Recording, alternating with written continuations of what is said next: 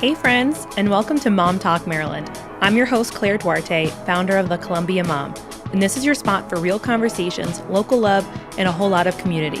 Whether you're folding laundry, running errands, or hiding in your car for some peace and quiet, let's dive in. All right. Well, look, if there's one thing I know about doing this podcast, is that anything that can go wrong will go wrong, and it always does. You would believe the number of times that I've already tried recording, or that I had sat down and started recording the cameras and then realized I hadn't hit record on audio. Looks like we are all systems go. Let's pray it stays that way.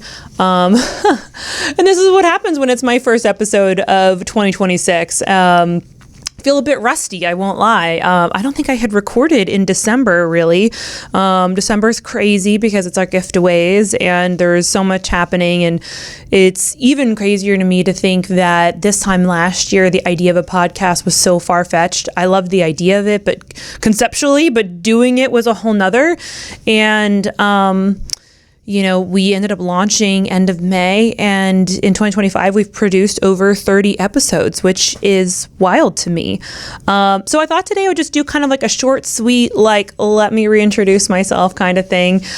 Because, I feel like I'm coming into my fourth year in the business with the Columbia Mom, and it's just been a wild ride, and I feel like who I was then, who I am now, has changed and evolved so much over the years, as we all would, right? So let me just start off by saying hi. My name's Claire, owner and founder of the Columbia Mom, your host of Mom Talk Maryland. And when I started the Columbia Mom, it was coming from a place in my life. Obviously, it was 2022, so I wouldn't say height of COVID, but kind of towards the tail end of COVID. And the way that I kind of conceptualize it now is that I was coming from a place of wanting more because I was feeling less. Right. And as someone that is a self-proclaimed extrovert, and I love to go out and try things and do things, being stuck in my home was obviously terrible for my mental health. That's where a large part of my mental health journey started, which has been tremendous for me. But the Columbia Mom was born out of a season in my life where, yes, I needed an outlet, but it was so much more than that. If I just needed an outlet, I don't think I would have pursued it as heavily as I did because, therapy is an outlet for me. Working out is an outlet for me. So is journaling and things like that. And those all serve their own purpose. But the energy that I've channeled into building the Columbia Mom has been very different. And I think I just saw that there was a potential to create something that I didn't see existed. And let me just first say this too. There are no entrepreneurs in my family. Well, not that I know of directly. My mom is a 40 plus year career woman, 40, 45 years. It's crazy. I admire all the work that my parents have done. But there hasn't been a massive line of these people in my family or my life that have started their own business. And so I'm saying all that to the point that it's not like I always thought or had that courage or confidence within me. I would say it's just something I sort of stumbled into and built my parachute on the way down kind of thing. They say, feel the fear and do it anyways. And, I think a lot of people see me and assume that, you're so confident, you have it all figured out, blah, blah, blah. And the truth is, underneath the surface, I oftentimes I feel like a crazy mess, I feel like I'm two sides of the coin. I feel like I'm super confident and know who I am. And then equal sides can feel just as unconfident about my abilities and things like that. And that's where the therapy piece comes in, right? So, and I feel like that's a big metaphor for my life and for everything I do with the Columbia Mom. And so, kind of circling back to why we're here, the podcast, my vision for 2026. Like, I feel like those are such wishy-washy words, and I feel like it kind of feels like sometimes a little yuck. But I made a post the other day about saying, I was like, I don't do resolutions, but I do goals. I do vision setting or vision boards. I said vision setting, goal setting, vision boards, manifestations, affirmations, therapy, like that's still a regular part of my life. Working out, training, I do that at a minimum 3 times a week.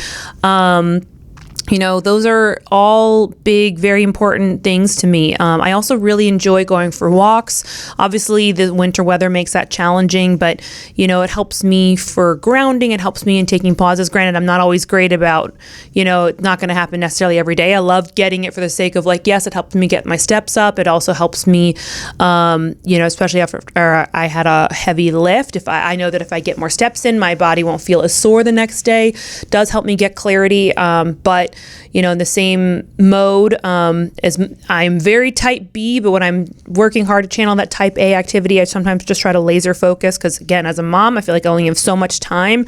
And if I only have an hour to pick up, I don't have time to have the most balanced life. I just got to cram in and let's go. Let's punch it, right? But yeah, so welcome to just the absolute streamline of consciousness that is my brain, because I'm dumping all over the place. So today is very much that. Today is we are coming in, we are dusting off the cobwebs.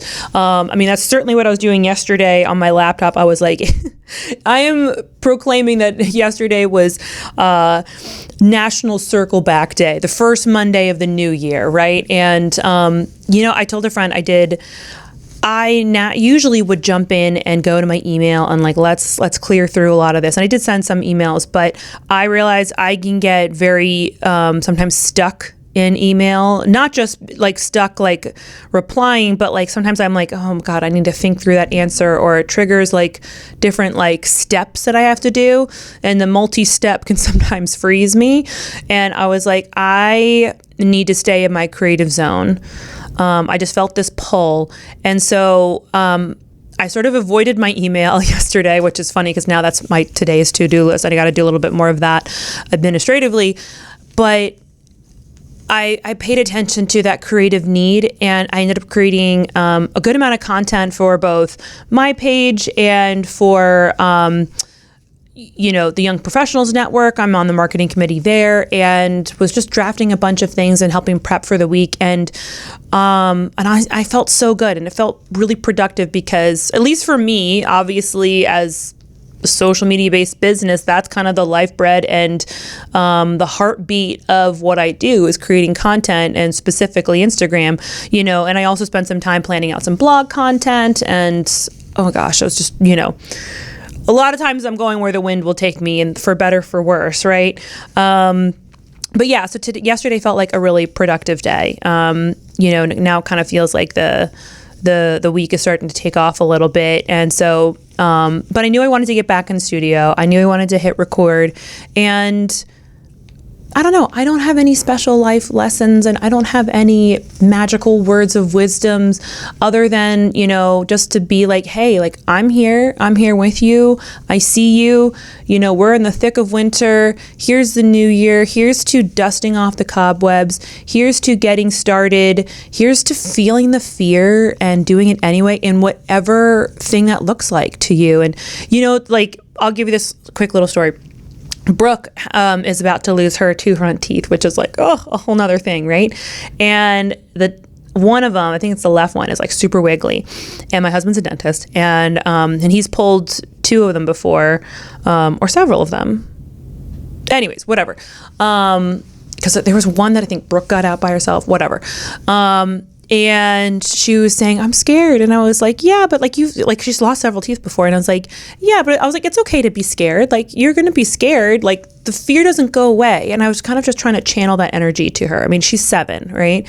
And she's not all that afraid of shots. She's lost teeth before. She's not really all that afraid of it. She was yeah, but when I got the last time, I had a little tear in my eye. And I was that's okay. And I was the truth is, honey, I was the fear is not necessarily going to go away. The fear is always going to be there, and in life, it's not about making the fear go away.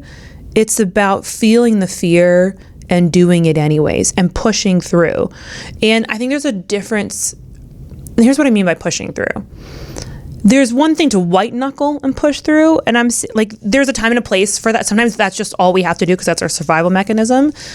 And then there's sometimes of just like, I feel so effing scared and I'm gonna jump. My heart's racing out of my chest, but I know I have to do this. I know I need to do this. I should do this, blah, blah, blah. And it's scary. It's scary as hell, right? And I know my daughter was feeling scared because she's thinking about how it's going to feel and blah, blah, blah, and fearing that moment. And, in that moment for her, I was trying to, and so no, she didn't end up pulling her tooth last night. And I was like, that's okay when you're ready. You know what I mean? So maybe those are our little wisdoms today. Those are our little pearls of feeling the fear, doing it anyway. It's okay to start when you're ready, not on somebody else's timeline. Doesn't need to be January 1st, January 5th, the Monday. I mean, I know I was making a joke of like the new year doesn't start until 9:01 on Monday morning, which is like kind of true. But I think those things can both exist. And like I said, and shaking off the cobwebs, like I know the new year can bring about a lot of like personal goal setting and resolutions and wanting to be healthy and blah, blah, blah. And we kind of start to have this black and white thinking. And I'm really glad that I spent a lot of time kind of getting rid of that for myself because, it allows me to have a little bit more flexibility in my own thinking and how I see myself and how I move through the world. Like so when I think about like, working out and going to the gym, like that's just a non-negotiable for me. It's just what I do, right? Much like, showing up to work and sitting down and creating content and things like that. Granted, there's plenty of other areas that I need to force myself to sit through because I'm less apt at, administrative things like the finance and the sales like side that, that's a whole different part of my brain that I do have to force myself to work through. And that is harder. That's more challenging for me. But yeah, those are my little 2 cents for you. And, today we're going to keep it short and sweet because I just wanted to pop in to say hi. I'm excited for 2026. I love even years. That's what I'll definitely say. I love an even year. 2022 is when I started the Columbia Mom. So I like that. And 4 is my lucky number and I'm coming into my 4th year of business. Wow, I didn't think about that till now. That's kind of cool. That's kind of powerful. I have no idea what 2026 will bring. I do know that 2025 was a hard year in business, in the economy, in just many areas, and personally, professionally, a lot of people were feeling it. And, so 2026, people ask me like, and I said, it was like, I know what my big goals are for this year, but I do have to think in quarters because, I have those big goals, but then I need to break it down into more actionable steps because otherwise, like, what am I going to, how am I going to reach that big thing, and I do a lot better when I have some more digestible things that I can slowly work on, day by day, week by week. And because I do need those reminders because Lord knows I have a little flea brain and I'll forget, or I'll spend too much time creating and too much time in the creative zone and not enough time on the other side of balancing out with doing some administrative things. So I need my own fences. That's why I say I'm a type B plus because I absolutely need the controlled chaos to feel like I have the freedom to make decisions and the flexibility to move around the cabin. But I absolutely need the spreadsheets. I need the structure. I need the organization, even if I don't always give it to myself. I do try for sure. I'm the kind of person that when you come to my house, everything does look very clean because I need it to be that way. But if you open up like my drawer, it might look a little crazy. But it's out of sight, out of mind, and doesn't mean that like things are mostly folded in there. It's not complete chaos. So anyways, that's a little peek into my brain. I know like some people are, I wouldn't say surprised to hear that I think they assume that I'm super type A. And I know that I give off that energy a lot because I aspire to be and I want to be and I can be, just not all the time because it exhausts the crap out of me. So my hat's off to you, to all you type A folk that have hit the year running. I'm jogging shortly behind you. And on that note, I'm going to sign off because I'm going to go grab lunch with a friend to catch up and keep working. But here's to 2026. Here's to new goals. Here's to new visions. And here to jumping in feet first, feeling the fear and doing it anyway. Thanks for tuning in to this episode of Mom Talk Maryland. If you loved it, leave a review, share it with a friend, or tag me at the.columbiamom on Instagram. I'd love to hear what you think. And don't forget to follow the show so you never miss an episode.